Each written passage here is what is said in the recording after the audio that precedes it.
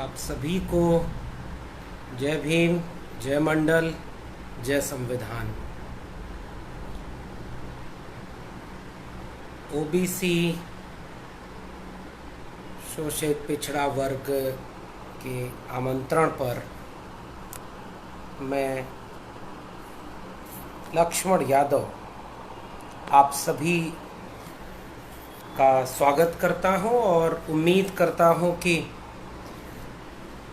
आज जब पूरी दुनिया एक वैश्विक महामारी में संघर्ष कर रही है अपने को बचाने के लिए, तो आप सभी उसमें सुरक्षित होंगे, स्वस्थ होंगे, मैं इसकी कामना करता हूँ।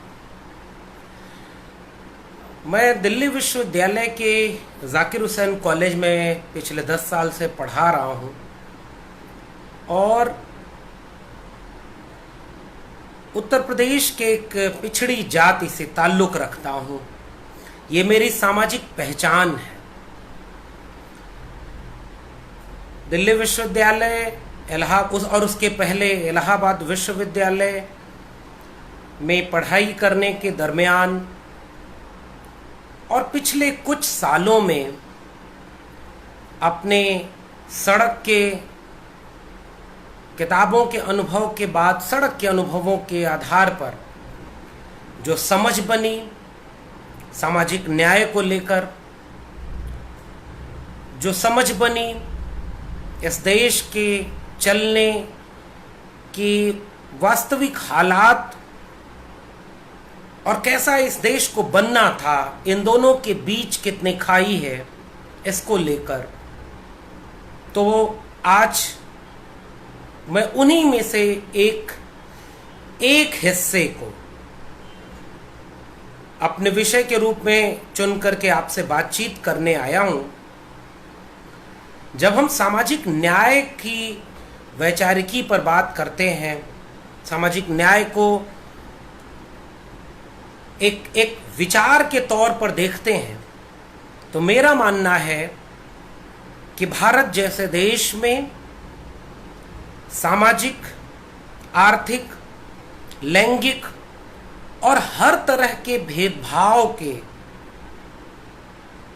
खिलाफ जाकर एक समतावादी, न्यायवादी, संविधान परक देश बनाने की जो संकल्पना है, मैं उसे सामाजिक न्याय की संकल्पना के भीतर समाहित मानता हूं।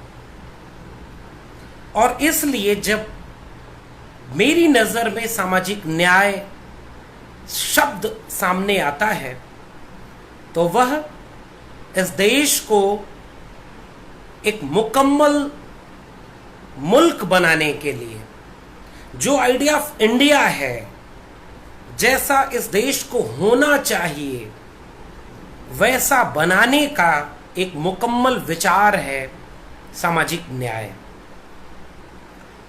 तो उस पूरी वैचारिकी पर इस देश की विडंबना ये है कि जैसी बहसें होनी चाहिए थी वो बहसें नहीं हुई।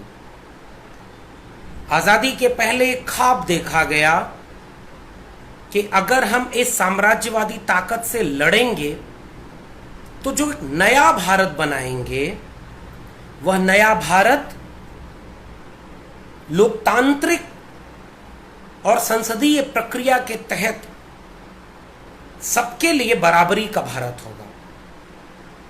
वहां किसी के साथ जाति को लेकर, वर्ग को लेकर, लैंगिक या आर्थिक भेदभाव या गैर बराबरी नहीं की जाएगी। और ऐसे में जो जिम्मेदारी थी उस नए भारत के बनाने की, जो आइडिया ऑफ इंडिया को हकीकत में उतारने की जिम्मेदारी थी, वो यहाँ के सत्ता प्रतिष्ठानों की थी। और उन सत्ता प्रतिष्ठानों में एक सबसे प्रमुख सत्ता प्रतिष्ठान है उच्च शिक्षा। तो आज जिस विषय पर मुझे आमंत्रित किया गया है बोलने के लिए, मैं उस विषय के शुरुआत में यह स्पष्ट कर देना चाहता हूं कि सामाजिक न्याय एक बहुत विस्तृत विचारधारा है, वैचारिकी है, और इस विचारधारा का एक छोटा सा हिस्सा है आरक्षण। इस विचारधारा का प्रभावित होने वाला एक हिस्सा है ओबीसी। तो मेरा विषय चूंकि आज का है मंडल कमीशन और उच्च शिक्षा, तो इस विषय का दायरा चूंकि छोटा हमने इसलिए चुना है क्योंकि सामाजिक न्याय एक बहुत बड़ी संकल्पना है। हर तरह की गैर बराबरी के खिलाफ एक बराबरी पर आधारित समाज बनाना सामाजिक न्याय है। तो हम देखें कि जो नया भारत बन रहा था, जो आइडिया ऑफ इंडिया को रियल में जमीन पर उतारे जाने की शुरुआत होनी थी, उसमें उच्च शिक्षा क्या भूमिका निभाती है।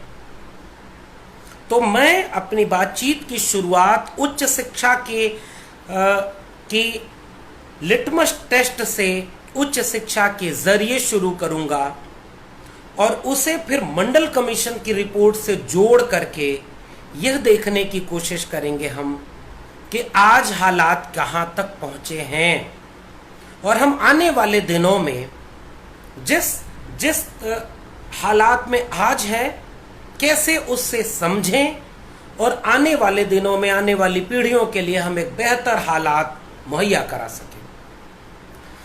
तो सबसे पहले बातचीत शुरू करते हुए मंडल कमीशन की बजाय उच्च शिक्षा के हालात पर बात करते हैं। बहुत प्रसिद्ध वाक्य है कि किसी भी देश को अगर समझना है तो डॉक्टर भीमराव अंबेडकर कहते थे कि मुझे अगर किसी समाज की प्रगति को देखना है तो मैं ये देखूंगा कि उस समाज में महिलाओं की स्थिति क्या है। तो जो समाज में महिलाओं की स्थिति होगी उससे उस समाज की स्थिति का अंदाजा लगाया जा सकता है। उसी तरह से एक दूसरा सूत्र हो सकता है एक समाज की बारीकी को पहचानने का, वो है उच्च शिक्षा। और बड़ा प्रसिद्ध कथन है कि एक देश की हालत कैसी है यह वहां के विश्वविद्यालयों को देखकर समझा जा सकता है। तो आइए देखते हैं कि भारत के विश्वविद्यालयों की स्थितियां कैसी हैं।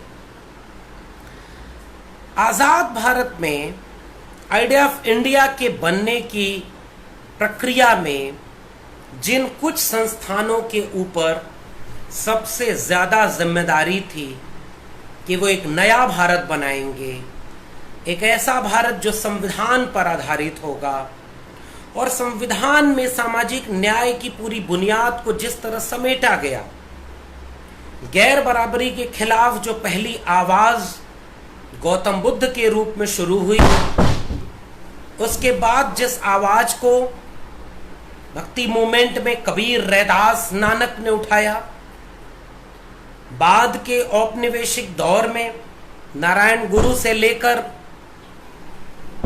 ईवी रामास्वामी नायकर, पेरियार, और उसके बाद छत्रपति शाहू जी महाराज, बिरसा मुंडा, जयपाल मुंडा, सावित्रीबाई फूले, फातिमा शेख, ज्योतिबा फूले, ये केवल नाम नहीं है, ये दरअसल एक वैचारिक आइडिया ऑफ इंडिया का वह वैचारिक दायरा है जो दरअसल इसे एक मुकम्मल देश, मुकम्मल समाज के रूप में गढ़ता है।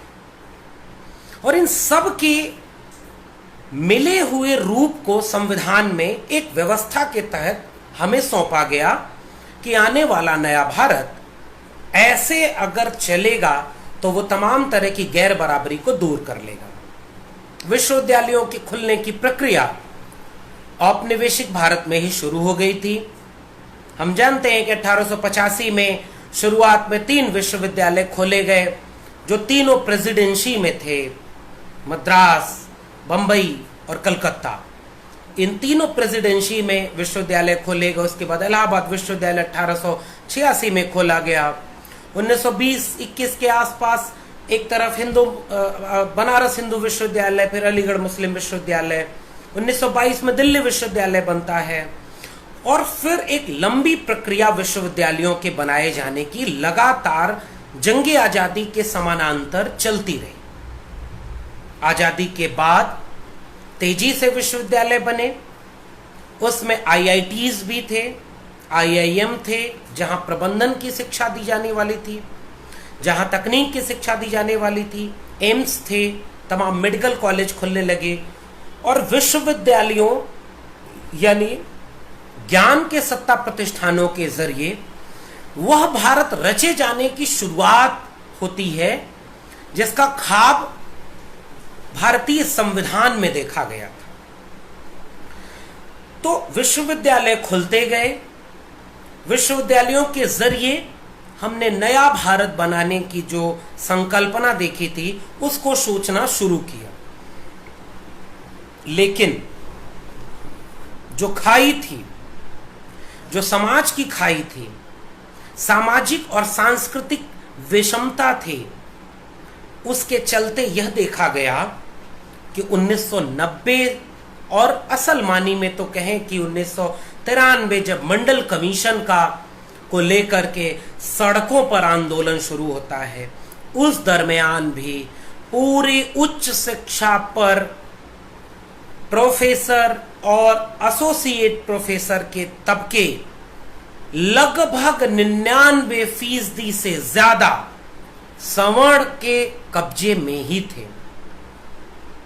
असिस्टेंट प्रोफेसर में बहुत थोड़ी सी संख्या, नाम मात्र की संख्या उन प्रोफेसर्स की थी जो दलित, पिछड़े या आदिवासी तबके से आते थे। तो मंडल कमीशन, जबकि आरक्षण जो आदिवासी तबका है, जो जनजातियां हैं और अनुसूचित जातियां हैं, यानी दलितों और आदिवासियों को आरक्षण 1950 में दे दिया गया, संविधान में लिखा गया। और संविधान की धारा 340, अनुच्छेद 340 के तहत यह प्रावधान किया गया कि अनुसूचित जाति और अनुसूचित जनजाति के अलावा भारत में बहुत बड़ी श्रमजीवी कामगार जातियां हैं जो वर्ण व्यवस्था में ब्राह्मण, क्षत्रिय और वैश्य की पायदान पर नहीं आती। वो कामगार, श्रमिक जातियां, श्रमजीवी जातियां शूद्रों में आती हैं, लेकिन वो अछूत नहीं सछूत होती थी, जिसके लिए ज्योतिबा फूले अपनी सबसे प्रसिद्ध रचना गुलामगिरी में शूद्र और अतिशूद्र 2 टर्म का इस्तेमाल करते हैं। डॉक्टर अंबेडकर लगातार यह कहते हैं कि वह तबका है जो शिक्षा और सामाजिक दृष्टिकोण से बहुत हाशिए पर है। तो इस लिहाज से 340 अनुच्छेद में यह तय किया गया कि पिछड़े वर्ग को लेकर के उनके हक हुकूक को संरक्षित करने के लिए पिछड़ा वर्ग आयोग बनाया जा सकता है, जिसमें पहला पिछड़ा वर्ग आयोग का कालेलकर कमेटी के रूप में बना, जिसकी रिपोर्ट इतनी दिक्कत तलब थी कि चंद्रिका प्रसाद जिज्ञासु, उत्तर प्रदेश के रहने वाले थे, आजादी के ठीक बाद लोहिया से उनका पत्र व्यवहार होता था, उन्होंने एक एक क्लॉज को लेकर के पिछड़ा वर्ग आयोग के काका कालेलकर कमेटी की धज्जियां उड़ाई और उन्होंने कहा कि यह बहुत दिक्कत तलब है। और उसके बाद जनता पार्टी की सरकार जब 1977 में बनती है तो दूसरा पिछड़ा वर्ग आयोग बनता है बीपी मंडल की अध्यक्षता में, और 1980 में वह रिपोर्ट अपनी सबमिट कर देता है। तब तक जनता पार्टी की सरकार गिर चुकी होती है और उस समय इंदिरा गांधी की सरकार फिर से केंद्र में होती है। और उस समय मंडल कमीशन की वह रिपोर्ट जो हिंदी में, चूंकि हम फ्रंट कैमरे से मैंने फेसबुक लाइव किया है तो इस किताब की जो फोटो है वो आपको उल्टी दिख रही होगी, लेकिन मैं इसका पढ़ता हूं। मंडल कमीशन राष्ट्र निर्माण की सबसे बड़ी पहल, इसका अनुवाद सत्येंद्र PS जी ने किया है और प्रस्तावना जस्टिस PB सामंत जी ने लिखी है। इसके पहले भी मंडल कमीशन के अनुवाद होते रहे। मंडल कमीशन की रिपोर्ट को बनाने में बीपी मंडल जी ने 1931 में हुए जाति जनगणना के आंकड़ों को आधार बनाया, क्योंकि विडंबना यह है कि आजाद भारत में 1931 के बाद जातिवार जनगणना हुई ही नहीं। तो हमारे पास आंकड़े नहीं थे कि वे कौन सी जातियां हैं, उनकी संख्या कितनी है, जो ब्राह्मण क्षत्रिय वैश्य यानी जो द्विज तबका है उसमें नहीं आते और अछूत तबके में नहीं आते, अस्पृश्य में नहीं आते, यानी वो बीच का वर्ग कितना है, जिसे कामगार जातियां कह सकते हैं, श्रमिक जातियां कह सकते हैं, नाई, कुम्हार, लुहार, बढ़ई, मोची और किसान जातियां, कुर्मी, कोयरी, और उत्तर भारत में देखते हैं तो यादव, दक्षिण भारत में अलग अलग जातियों में वो रेड्डी और अलग अलग जातियों में उनकी संख्या बिखरी पड़ी है। 1931 के जाति जनगणना के आंकड़ों के आधार पर जब बीपी मंडल जी अपनी मंडल कमीशन की रिपोर्ट बनाकर सबमिट करते हैं तो इंदिरा गांधी की सरकार अगले 10 साल तक मंडल आयोग की बीपी मंडल रिपोर्ट को दबा कर बैठती है। और उसके बाद जब बीपी सिंह की सरकार संयुक्त मोर्चा की बनती है तो 90 के आसपास कई काम महत्वपूर्ण होते हैं, जिनमें से एक हम देखते हैं सामाजिक न्याय सोशल जस्टिस डिपार्टमेंट बनता है, जिसमें मधु दंडवते, रामविलास पासवान, शरद यादव, मधु लिमये, तमाम लोग इसमें भागीदार होते हैं। जिस कमेटी की रिकमेंडेशन में right to education, right to information, right to food, right to health जैसे बहुत क्रांतिकारी सुझाव रखे जाते हैं, और उसी समय बीपी मंडल रिपोर्ट को लागू करने के लिए वीपी सिंह सरकार मंडल कमीशन की रिपोर्ट को लागू करती है। तो मंडल कमीशन की रिपोर्ट के लागू होते ही पूरे देश में आंदोलन शुरू हो जाता है, और इस देश की हकीकत को समझने के लिए इस बात को समझना बहुत आसान है, ये कोई रॉकेट साइंस नहीं है कि कल्पना करें कि जिस मंडल कमीशन की रिपोर्ट में माना यह गया कि औसतन 52 से 54% आबादी उन पिछड़े वर्गों की है जो कामगार जातियां हैं, जो श्रमिक जातियां हैं, जो श्रमजीवी जातियां हैं, जिनको अछूत होने की वंचना तो नहीं झेलनी पड़ी, लेकिन सामाजिक और शैक्षणिक आधार पर पिछड़ापन इतना ज्यादा झेलना पड़ा कि ये लगभग 53-54% आबादी अपनी भारत की 54-55% यानी आधी आबादी से अधिक का यह तबका सामाजिक और शैक्षणिक तौर पर इस देश के चलाने में, इस देश के सत्ता प्रतिष्ठानों में, इस देश के संसाधनों में, इस देश के अवसरों में 5% से भी कम है। और इसलिए इन्होंने कहा कि अभी चूंकि 50% रिजर्वेशन का टॉप बार लगा हुआ है, इसलिए इनको इनकी आबादी के मुताबिक आरक्षण नहीं तो उसके आधा आरक्षण दिया गया, यानी 27% आरक्षण लागू किया गया। तो जिस बात को मैं कह रहा था कि यह देश चल कैसे रहा है, इसे हमें समझने की जरूरत है कि इसी देश के नागरिक, इसी देश के श्रमजीवी, कामगार, लुहार, बढ़ई, कुर्मी, कोयरी, किसान, तमाम जातियां, 2600 से अधिक जातियां जो इस देश के चलाने में कहीं है ही नहीं, जब उनको आरक्षण देने की बात कही गई तो इस देश में आग लग गई और इस देश में लगातार आंदोलन हुए और मंडल के खिलाफ कमंडल का आंदोलन शुरू हुआ। पूरे देश में यह कहा गया कि नहीं, जातियों में मत बंटो, आप लोग हिंदू बनो, हिंदू होने पर गर्व करो। तो सवाल मेरा यह है कि जब तक मंडल कमीशन की रिपोर्ट लागू नहीं हुई थी तब तक 1950 से लेकर के 1990 यानी 4 दशक तक इस देश में आधी से ज्यादा आबादी न सत्ता में है, न संसाधनों में हिस्सेदारी है उसकी, न नौकरियों में है, न देश चलाने के तमाम प्रतिष्ठानों में है। ये देश कौन चला रहा था? और फिर इसका विरोध कौन लोग कर रहे थे कि नहीं, इनको हिस्सेदारी नहीं मिलनी चाहिए। यह इस देश को आज समझने की जरूरत है। अब आते हैं, इस मंडल कमीशन की रिपोर्ट लागू हुई, इसको मुकदमा किया गया और हम बहुत प्रसिद्ध केस के बारे में जानते हैं। पंजाब राज्य फिर भारत सरकार था, 93 में आता है और अन्य पिछड़े वर्ग की 2600 से ज्यादा, 2500 से ज्यादा जातियों को शिक्षा और रोजगार में 27% आरक्षण का प्रावधान लागू हो। तो अभी भी मंडल कमीशन की रिपोर्ट लागू होने के बाद दलितों और आदिवासियों को उच्च शिक्षा में 26 जनवरी 1950 को मिल जाना चाहिए था, वह आरक्षण उच्च शिक्षा में जो एससी और एसटी तबके को मिलता है वह 1997 में जाकर मिलता है। और अन्य पिछड़े वर्ग को जो आरक्षण 1950 में ही मिलना था, कमीशन बनाने में हमने देरी की, कमीशन बन गया दूसरा मंडल कमीशन, तो उसको रिपोर्ट लागू कराने में दिक्कत की, देरी की। हमारी शायद कोई अवचेतन की ग्रंथि, हमारा किसी तरह का जातिवादी वर्चस्व न्यायप्रिय नहीं था, वो अवैध कब्जा किए हुए था दलित, पिछड़े, आदिवासी तबके के सत्ता, संसाधन और हिस्सेदारी पर।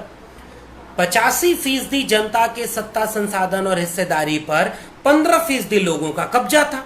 तो 15% लोग कभी नहीं चाहते थे कि यह हम अवैध कब्जा छोड़ें और जिसको जितना हक है उसे दिया जाए। तो इसका विरोध किया गया और इसी विरोध के चलते उच्च शिक्षा में एससी और एसटी आरक्षण 3 जून 1997 को लागू हो पाता है। और ओबीसी आरक्षण, जिसे मंडल पार्ट 2 कहते हैं, मंडल पार्ट 1 के तहत 1993 में इंदिरा साहनी जजमेंट के तहत भी उच्च शिक्षा में आरक्षण का प्रावधान लागू नहीं हुआ। यानी अन्य पिछड़े वर्ग को उच्च शिक्षा में आरक्षण मंडल कमीशन की रिपोर्ट लागू हो जाने के बाद भी नहीं दिया गया। क्यों? क्योंकि एक छद्म तर्क भारतीय सवर्ण, ब्राह्मणवादी, मनुवादी, बुद्धिजीवी इनके जहन में भरा हुआ था कि यह सुपर स्पेशियलिटी जोन है, यानी आरक्षण से आए हुए लोग कम काबिल होते हैं, कम मेरिट होती है इनकी, ये अयोग्य लोग होते हैं।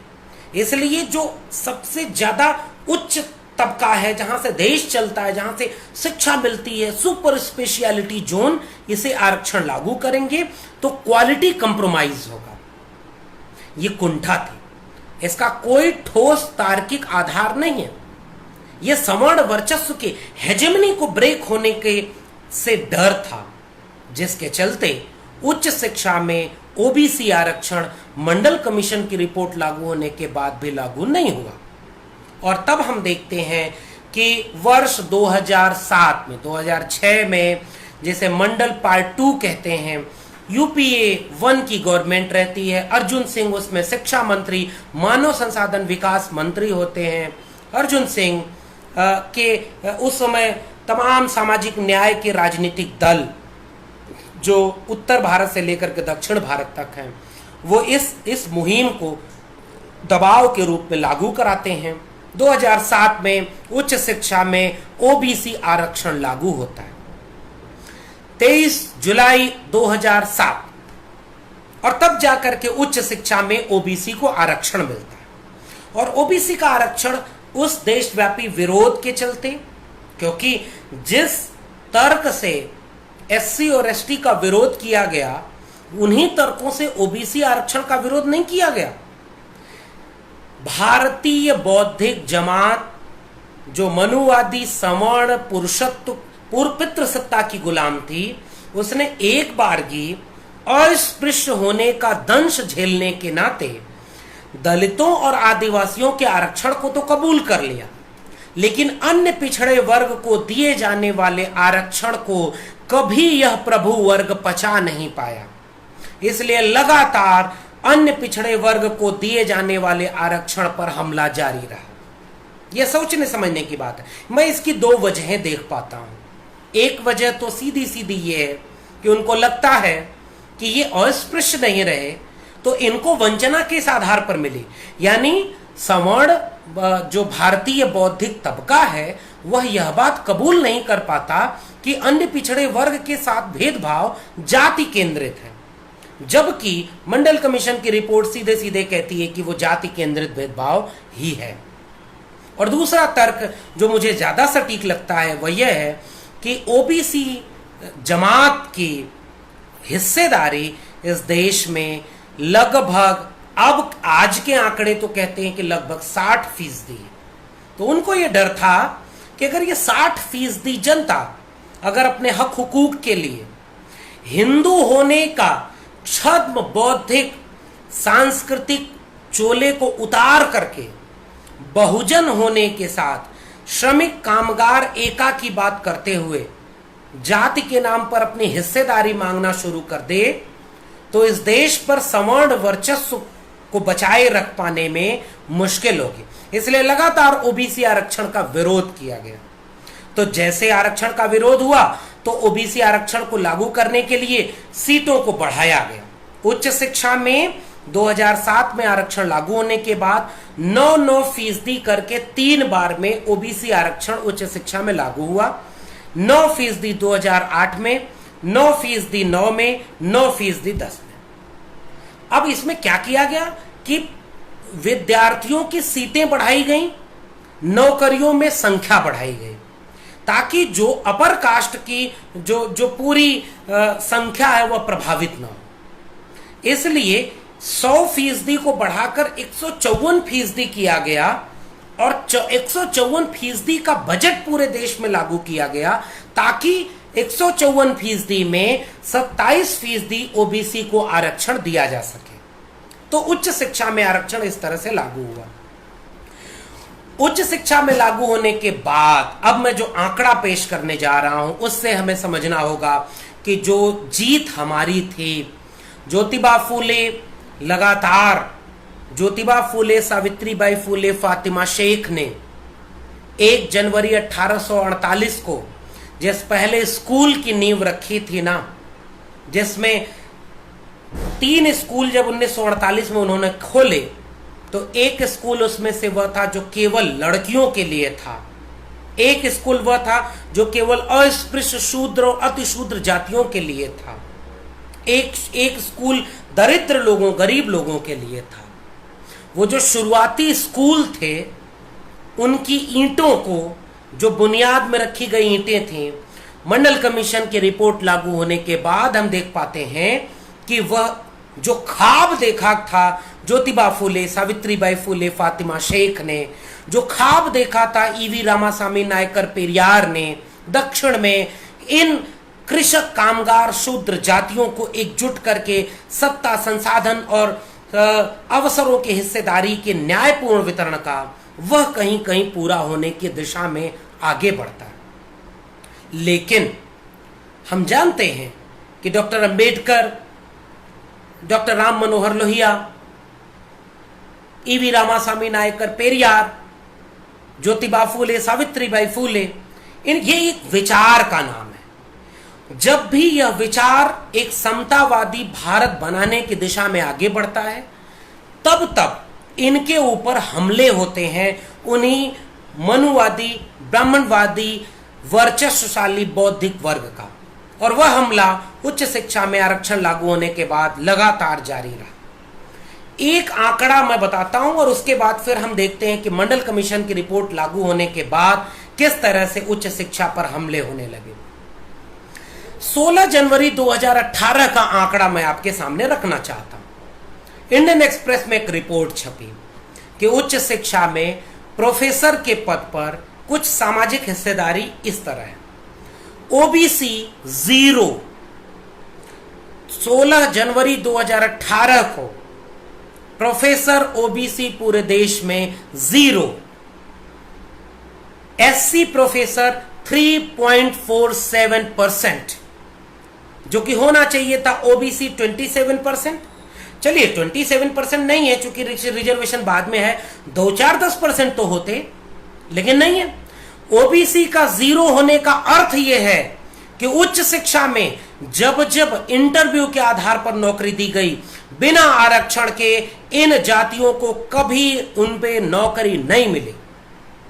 तो जो तर्क दिया जाता है कि आरक्षण की जरूरत क्या है, आरक्षण की जरूरत यह है कि अगर आरक्षण नहीं था तो आज उच्च शिक्षा में 0 की तादाद में ओबीसी 16 जनवरी 2018 प्रोफेसर 0, एससी 3.47 और एसटी 0.7%। तो 16 जनवरी 2018 के आंकड़े को तीनों को जोड़ दें, एससी, एसटी, ओबीसी, तो तीनों को जोड़ दें तो 3.54% रिजर्वेशन मिला एससी, एसटी, ओबीसी को, जिनको कॉन्स्टिट्यूशनली रिजर्वेशन मिला है 49.5%, और जिनकी पॉपुलेशन इस देश में 85%, more than 85%। Where is justice? कहां है न्याय? उच्च शिक्षा में सामाजिक न्याय कहां है? असिस्टेंट प्रोफेसर के इस आंकड़े में देखें तो पूरा आंकड़ा यह बताता है कि प्रोफेसर के पद पर 95.2% प्रोफेसर अपर कास्ट हैं, एसोसिएट प्रोफेसर 92.9% अपर कास्ट हैं, और असिस्टेंट प्रोफेसर 66.27%। जो हायर एजुकेशन में अपॉइंटमेंट होता है उसमें इनिशिएट लेवल को असिस्टेंट प्रोफेसर कहते हैं, 9 साल बाद प्रमोशन होकर के वो लोग एसोसिएट प्रोफेसर बनते हैं और फिर प्रोफेसर बनते हैं। ये 3 स्टेज है। तो एंट्री लेवल पर आज भी 70% अपर कास्ट है, सेकेंड लेवल यानी एसोसिएट प्रोफेसर पर 80% से ज्यादा अपर कास्ट है, और प्रोफेसर लेवल पर 95% अपर कास्ट है। यह है हायर एजुकेशन में सोशल जस्टिस। इसलिए सवाल यह बनता है कि मंडल कमीशन की रिपोर्ट अगर लागू नहीं होती तो उच्च शिक्षा में सामाजिक हिस्सेदारी तो है ही नहीं। अब एक सवाल मेरा यहां आपसे है, क्या एक देश मुकम्मल बन सकता है जब वहां विद्यार्थी के रूप में दलित, पिछड़े, आदिवासी जो तबके के लोग हैं वो एडमिशन ही न ले पाए? पूरे देश में आज भी पूरी आबादी का 3% से कम पॉपुलेशन ही हायर एजुकेशन में आ पाती है, ओनली लेस देन 3%। 3% से कम लोग उच्च शिक्षा में आ पाए, और उन 3% में आप कल्पना करिए कि एससी, एसटी, ओबीसी कितने परसेंट है? उस 3% का 90% अपर कास्ट है। तो पहली बार 90 के बाद दलित, पिछड़े, आदिवासी उच्च शिक्षा में आने लगे, और मंडल कमीशन की रिपोर्ट के लागू होने के बाद, जो मंडल कमीशन की रिपोर्ट लागू हो जानी थी 93 में उच्च शिक्षा में, वो लागू हुई 2007 में, और उसके बाद ये सारा प्रक्रिया एससी, एसटी की लागू हुई 1997 में, और तब जाकर के इनका प्रतिशत थोड़ा थोड़ा बढ़ा। अब एक दूसरे एंगल पर हम आते हैं। कल्पना करिए कि जब आपने कबूल कर लिया कि उच्च शिक्षा में आरक्षण नहीं मिला तो इन तबकों की हिस्सेदारी नहीं हुई, इसलिए आरक्षण देना जरूरी है, और आपने आरक्षण दिया। तो इन 50 सालों में ओबीसी का आरक्षण तो 2007 में मिला उच्च शिक्षा में, तो 50 साल और ये 7 साल 57 साल में जितने लोगों का अपॉइंटमेंट हुआ उनमें बैकलॉग मिलना चाहिए था कि नहीं? अगर आप मान ले कि चलिए ओबीसी में मंडल कमीशन की रिपोर्ट 93 में लागू होती है, तो 93 से 2007 तक का बैकलॉग ओबीसी को मिलना चाहिए था कि नहीं? एससी, एसटी को 1950 में रिजर्वेशन मिलना था, वो रिजर्वेशन मिला 1997 में, तो 47 ईयर का बैकलॉग मिलना चाहिए था कि नहीं? आपको जान के आश्चर्य होगा कि इन जगहों पर जब आपने हकमारी की इनकी, कोई बैकलॉग नहीं दिया गया है, यानी अभी भी जस्टिस आपको मिला नहीं है। जो रिजर्वेशन बैकलॉग के जरिए मिलना था वो बैकलॉग खत्म कर दिया गया, जो कि सोशल जस्टिस के कॉन्सेप्ट की हत्या है। दूसरा कॉन्सेप्ट होता है शॉर्टफॉल का। मसलन मैं आपसे एक उदाहरण की तरह समझाना चाहता हूं।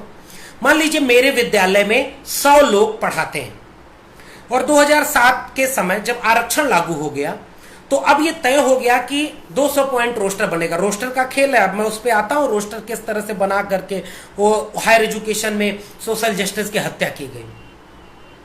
मान लीजिए कि 200 पॉइंट का रोस्टर बनाया गया कि उस रोस्टर में ऐसा किया जाएगा कि 15% पॉपुलेशन जो है वो एससी को मिले सीटें, 7% एसटी को मिले और 27% ओबीसी को मिले।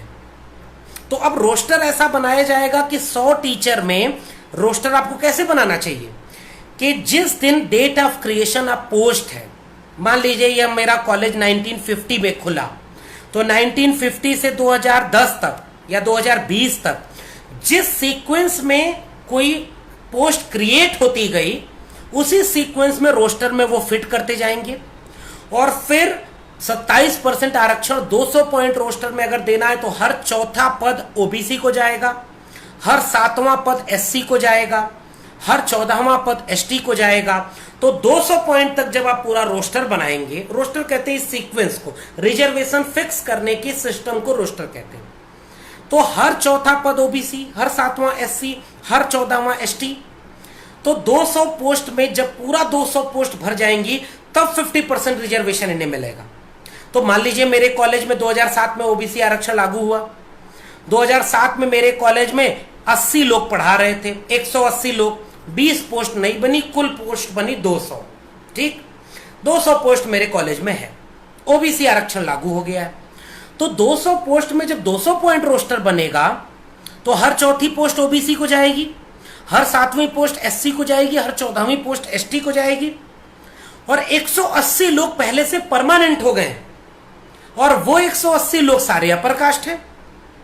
अब आप उन लोगों को अपनी पोस्ट से हटा करके वहां ओबीसी को अपॉइंटमेंट तो देंगे नहीं।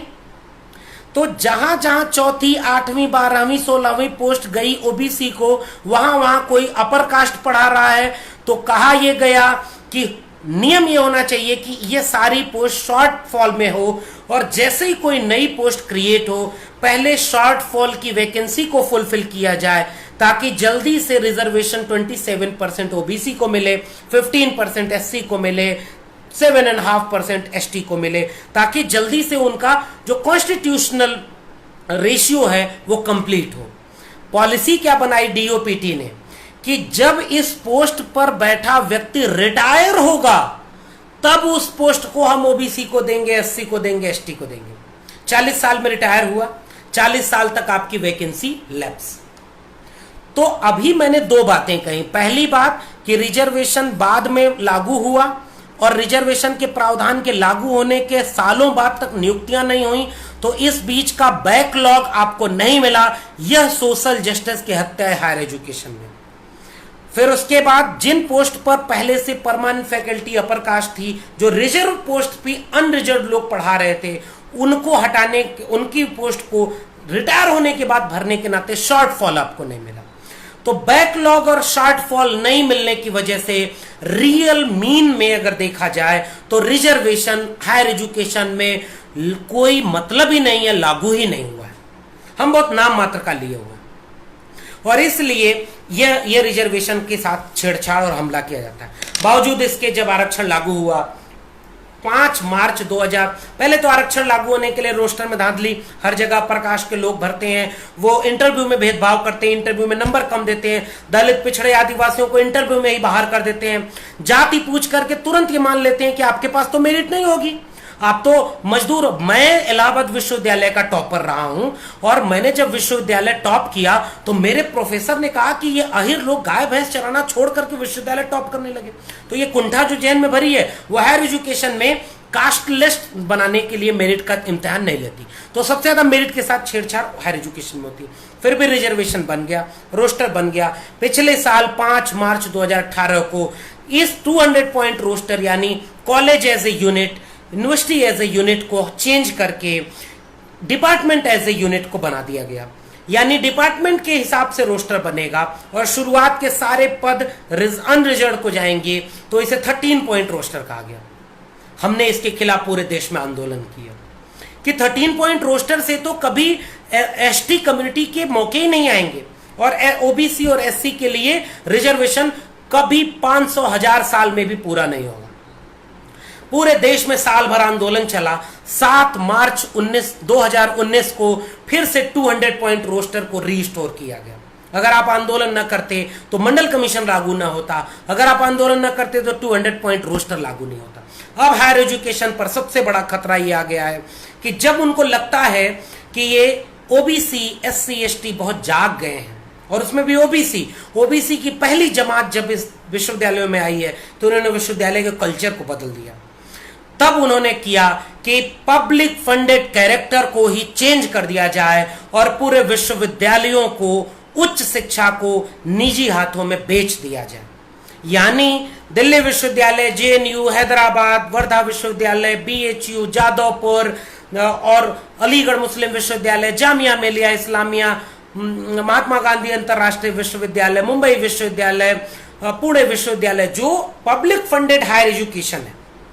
पब्लिक फंडेड हायर एजुकेशन का मतलब यह होता है कि मेरी जेब में पड़ा पैसा यह नहीं तय करेगा कि मुझे उच्च शिक्षा मिलेगी या नहीं। मेरी जाति, मेरा सरनेम नहीं, टाइटल तय नहीं करेगा कि मुझे यूनिवर्सिटी में एडमिशन मिलेगा या नहीं। पब्लिक फंडेड कैरेक्टर ये होता है कि beyond the caste, beyond the class हम सबको पढ़ने का मौका देंगे, तभी एक मुकम्मल मुल्क बनेगा, एक वेलफेयर डेमोक्रेटिक स्टेट का ये जिम्मेदारी है। तो उन्होंने क्या किया कि इस पूरे पब्लिक फंडेड कैरेक्टर के हायर एजुकेशन सिस्टम को ही अब न्यू एजुकेशन पॉलिसी के तहत प्राइवेट एजुकेशन सिस्टम की तरफ बना रहे। और होगा क्या? जियो यूनिवर्सिटी बनेगी। जिस यूनिवर्सिटी का कोई नामो निशान ही नहीं है वैसा विश्वविद्यालय बनेगा। इमेजिनेशन करिए, हायर एजुकेशन में रिजर्वेशन आया एससी एसटी को 97 में, ओबीसी को रिजर्वेशन 2007 में आया है।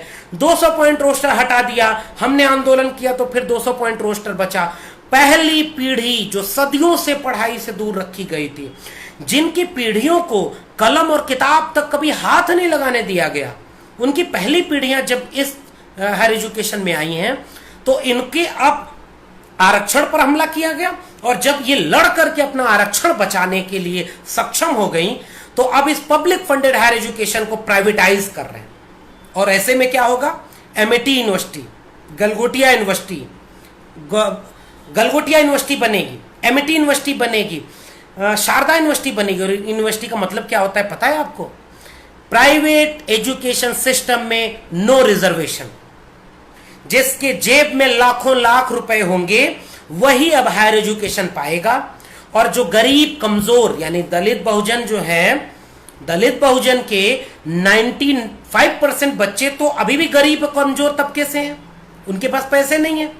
तो 95% वो तबका, और फिर जब रिजर्वेशन नहीं है तो जेब में पैसा नहीं है तो एडमिशन नहीं मिलेगा, और रिजर्वेशन नहीं है और आपकी जाति में दलित बहुजन है तो आपको रिजर्वेशन नहीं मिलेगा। तो जब 2018 में प्रोफेसर बनने में इतने कम लोग हैं, ओबीसी सबसे कम है, आज भी ओबीसी तबका हायर एजुकेशन में 10% से भी कम है। इसलिए ओबीसी तबके के ऊपर सबसे बड़ा खतरा ही है। और अब हमारी लड़ाई दो अर्थी है। मंडल कमीशन की रिपोर्ट की लागू होने की बात तो मैंने अभी केवल एजुकेशन में की ना। मंडल कमीशन की 40 रिपोर्टिंग थी, 40 रिकमेंडेशन थी, और 40 रिकमेंडेशन में केवल 2 रिकमेंडेशन लागू हुई। पहली रिकमेंडेशन कि एजुकेशन में रिजर्वेशन ओबीसी को 27% मिलेगा, और दूसरी रिकमेंडेशन कि नौकरियों में 27% रिजर्वेशन मिलेगा। लेकिन जो 38 जो प्रावधान थे मंडल कमीशन के, वो तो लागू ही नहीं हुए, जिसमें इकोनॉमिकल रिफॉर्म की बात की थी। हमारे जो मॉडल है, जो डेवलपमेंट का मॉडल है, देश कैसे बने, कि वो पहले तय तो करे कि ये 85% बहुजन तबका है, जिसमें कृषक कामगार जातियां ये एक पेशा करती है, इनके पास ये संसाधन नहीं है। तो हम अब देश की पॉलिसी ऐसी बनाएंगे कि एजुकेशन रिफॉर्म में ये होगा, इकोनॉमिक रिफॉर्म में ये होगा कि ओबीसी को इनका हक मिले, एससी को इनका हक मिले, एसटी को इनका हक मिले। तो मंडल कमीशन की 38 रिकमेंडेशन जो लैंड रिफॉर्म की बात करते हैं, जो इकोनॉमिकल रिफॉर्म की बात करते हैं, जो रीडिस्ट्रीब्यूशन ऑफ रिसोर्सेज की बात करते हैं, जो जेंडर डिस्कोर्स की बात करते हैं, तो मंडल कमीशन की रिपोर्ट तो लागू ही नहीं की गई। और हायर एजुकेशन में मंडल कमीशन लागू हुआ 2007 में, और अब आपके एजुकेशन को प्राइवेटाइज किया जा रहा है। तो आज मंडल कमीशन की रिपोर्ट को लागू कराना हमारी जिम्मेदारी, और मंडल कमीशन की बाकी रिपोर्ट जब तक लागू नहीं होंगी तब तक ये रिजर्वेशन औचित्यहीन होगा। रिजर्वेशन एक ऐसा टूल है जिसके नाम पर दलित बहुजन के ऊपर सबसे ज्यादा हमले किए गए, सबसे ज्यादा उनके ऊपर उनको दुष्प्रचारित किया गया, उनको बदनाम किया गया, लेकिन जो हक था वो मिला भी नहीं। और उसका एक एग्जांपल मैं दे रहा हूं, मंडल कमीशन की रिपोर्ट के ओनली 2 रिकमेंडेशन ही अप्लाई हुए, 38 रिकमेंडेशन आज भी बचे हुए हैं। आज जाके आप पढ़िएगा, वक्त कम है इसलिए मैं उनको डिटेल में नहीं बता पा रहा हूं। मंडल कमीशन की रिपोर्ट लागू ही नहीं हुई, सारी बदनामी ओबीसी के ऊपर है कि ये लोग तो रिजर्वेशन से आते हैं। वैसे ही हायर एजुकेशन में पहली पीढ़ी है वो अभी हायर एजुकेशन में आ रही है, और उसी समय आपका रिजर्वेशन आपसे छीना जा रहा है, और आपकी पूरी प्राइवेटाइजेशन की पॉलिसी जो है, हायर एजुकेशन को प्राइवेट हाथों में बेचे जाने की पॉलिसी आपके हाथ से उच्च शिक्षा को छीन लेगी। इसलिए उच्च शिक्षा को बचाने के लिए अब आपको 2 स्तर पर लड़ाई लड़नी होगी। सोशल जस्टिस को बचाना है तो एजुकेशन को बचाना होगा, और एजुकेशन को बचाना है तो पब्लिक फंडेड कैरेक्टर को बचाना होगा। राज्य अपनी जिम्मेदारी तय करे तब उच्च शिक्षा को हम बचा पाएंगे, और उच्च शिक्षा में मंडल कमीशन की रिपोर्ट लागू हो, सबको फिक्स्ड हो, और तब हम कहते हैं जिसकी जितनी संख्या भारी उसकी उतनी जिम्मेदारी। हर एक व्यक्ति को जिसका जितना हक हुकूक है, सत्ता में, संसाधन में, अवसरों में, उनको बराबर का हक मिले। तब जो आइडिया ऑफ इंडिया है फूले पेरियार अंबेडकर का, सावित्रीबाई फूले फातिमा शेख का, जो आइडिया ऑफ इंडिया है रामस्वरूप वर्मा जगदेव प्रसाद कुशवाहा का, जो आइडिया ऑफ इंडिया है छत्रपति शाहू जी महाराज का, जो आइडिया ऑफ इंडिया है पेरियार का, जो आइडिया ऑफ इंडिया है डॉक्टर भीमराव अंबेडकर का, वो आइडिया ऑफ इंडिया रियल मानी में बदलेगा।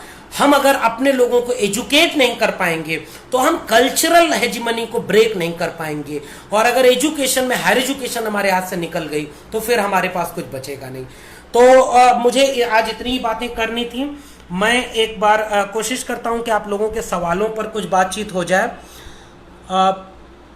संजय जी बहुत शुक्रिया आपको कि आपने मुझे आमंत्रित किया इस फोरम पर बात रखने के लिए। धर्मेंद्र जी बहुत शुक्रिया। मैं कोशिश करता हूं कि अगर आपके कोई सवाल हो तो मैं थोड़ी बात उस पर भी कर लूं। बालदेव जी कह रहे हैं कि OBC must get 60% reservation. No doubt, I agree with your argument. इसीलिए हम कहते हैं कास्ट को लेकर के जो जाति जनगणना है वो काम होना चाहिए। संजय जी कह रहे हैं उच्च शिक्षा के बारे में विस्तृत जानकारी, बहुत शुक्रिया। OBC must gate 27% reservation in ministry of central government and state. Exactly, OBC को हर जगह रिजर्वेशन मिला भी नहीं है, इसलिए ओबीसी जिस दिन ओबीसी संघीय हिंदुत्व से बाहर आ जाएगा, जिस दिन OBC as a cultural social unit बन जाएगा, उस दिन ये देश बदल जाएगा, ये वाकई सोने की चिड़िया बन जाएगा।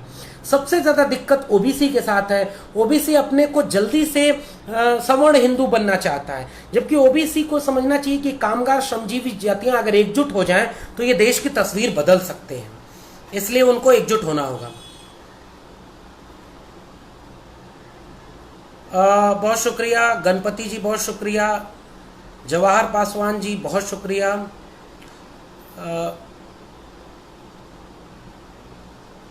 बालदेव जी बहुजन यूनिटी सफरिंग, एग्जैक्टली ठीक है। मुझे लगता है कि हाँ, गणपति जी का सवाल था कि 154% में 27% शिक्षा में क्यों। इसमें नियम ये बनाया गया था कि चूंकि विरोध बहुत हो रहे थे, जैसे अभी हम एक एग्जांपल ले लें ईडब्ल्यूएस रिजर्वेशन का।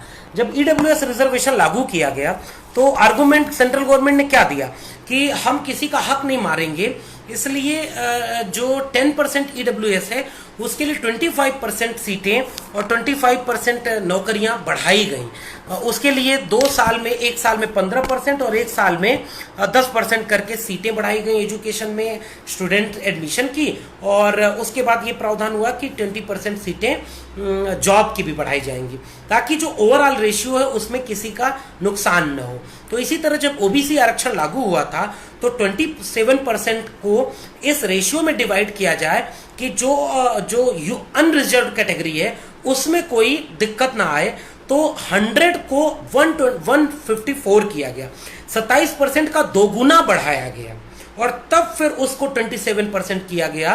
तो उसमें क्या हुआ, अनरिजर्व कैटेगरी की 50% सीटें वैसी की वैसी रहीं और उनको ये दिलासा दिलाया गया कि हम आपके साथ अन्याय नहीं कर रहे हैं, हम एडिशनल सीटें दे रहे हैं, एडिशनल जॉब दे रहे हैं और एडिशनल फंड दे रहे हैं। और मैं अभी भी कह रहा हूं, इस फोरम पर मैं एक बात और उठाना चाहूंगा कि अगर आप कोशिश कर सकते हैं तो पूरे देश में आरटीआई लगा करके एक आंकड़ा निकालिए कि ओबीसी फंड के नाम पर, ओबीसी रिजर्वेशन के फंड के नाम पर जिन जिन इंस्टीट्यूट को फंड मिला, क्या उन्होंने ओबीसी रिजर्वेशन लागू किया?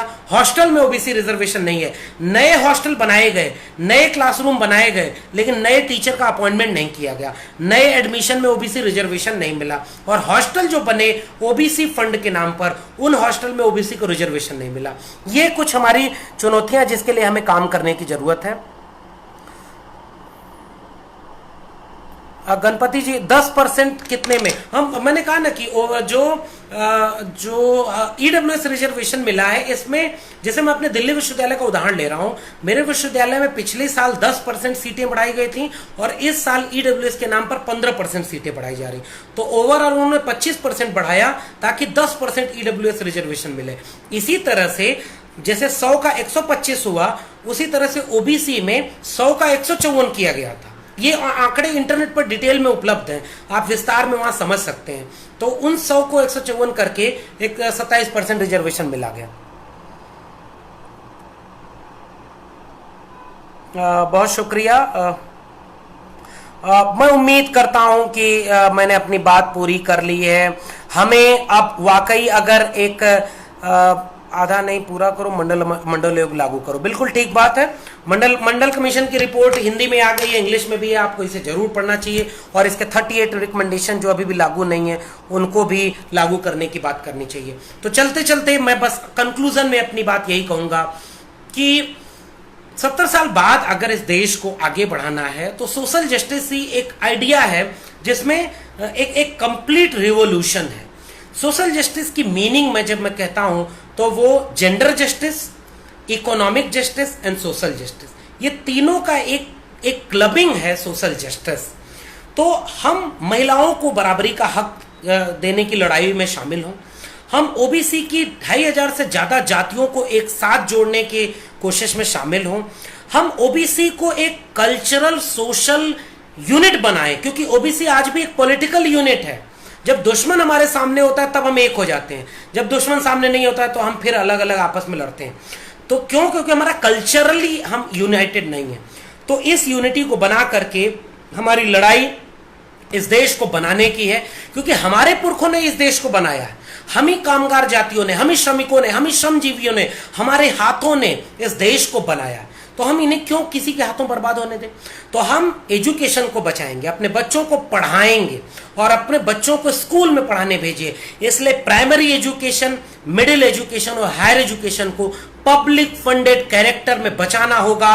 स्टेट रिस्पॉन्सिबिलिटी ले कि यह सबको शिक्षा मिले और उसमें कंप्लीट रिजर्वेशन लागू हो। अगर हम अपने बच्चों को, आने वाली पीढ़ियों को पब्लिक फंडेड एजुकेशन सिस्टम नहीं दे पाए जो सोशल जस्टिस वाला हो, तो आने वाली पीढ़ियां हमसे सवाल पूछेंगी कि फूले, पेरियार, अंबेडकर, राम मनोहर लोहिया, काशी राम, जगदेव बाबू रामस्वरूप वर्मा और छत्रपति शाहू जी महाराज, इनकी लड़ाइयां आपकी आंखों के सामने ध्वस्त की जा रही थी, आप कुछ नहीं कर पाए, तो हम कम से कम जवाब दे पाए कि नहीं, हम लड़ाई लड़ रहे थे और एजुकेशन को बचा रहे थे।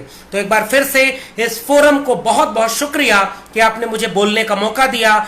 बहुत बहुत शुक्रिया। कमेंट कीजिएगा, हम फिर से मिलेंगे। तब तक के लिए आप सभी को जय भीम, जय मंडल, जय संविधान।